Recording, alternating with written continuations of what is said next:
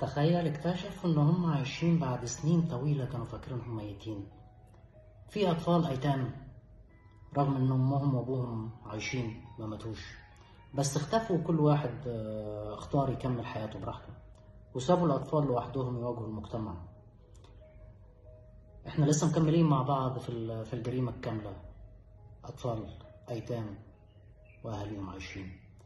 لما الطلاق بيحصل مش بس اللي بيتهد البيت، في كمان طفل بيتهد جواه كل إحساس بالأمان وبيبدل بإحساس من الخوف، بس مش من الخوف إن حاجة تحصل له، خوف من المجتمع اللي هو عايش فيه، المجتمع اللي ما بيرحمش الطفل اللي ملوش ذنب في اللي حصل، لأن المجتمع بينظر للطفل اللي أهله مطلقين إنه طفل موصوم بالعار، لأن التفكير بيكون يا إما الأم مش كويسة أو الأب معيوب، وده بيخلي الكثير من الأطفال اللي بيبقى في معظم الأحيان مش عايش مع أهله، وعايش مع جدته، مع عمته، مع خالته.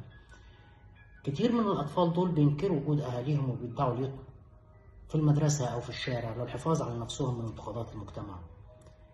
وفي أمثلة كتيرة موجودة على ده، من الحاجات اللي بتأثر قوي في الأطفال وبتأثر على سلوكهم. وأول حاجة بتنميها عندهم الإنكار والكذب.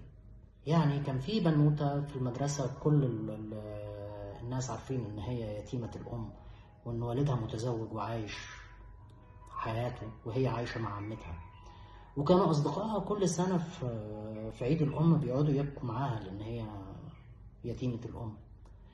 ولكن مع مرور الوقت اكتشفوا إن هي والدتها عايشة، ولكن الأبوين منفصلين. الأكتر من كده إن البنت دي حبت واتحبت واتخطبت، بس يوم الخطوبة لما الولد بيعرض على أهله رفضوا رفض تام وقالوا إحنا ما بنربيش ولادنا في بيوت طالع منها ناس مطلقين. حاربوا عشان يوصلوا للي هم عايزينه، فعلا اتجوزوا، لكن بعد فترة هي بدأت تعيد نفس اللي كانت بتشوفه وهي صغيرة قبل ما تروح تعيش مع عمتها، ووصلت لنفس النقطة إن هي اتطلقت وسابت ولادها من بعدها 3 ولاد من بعدها بيعيدوا نفس الدايرة وبيخافوا يقولوا الحقيقة عن بيتهم. وهو السؤال هنا، هل الذنب في الطلاق وإن المجتمع بيعامل ولاد المطلقين كأنهم وصمة عار مش أطفال عندهم مشاعر وأحلام؟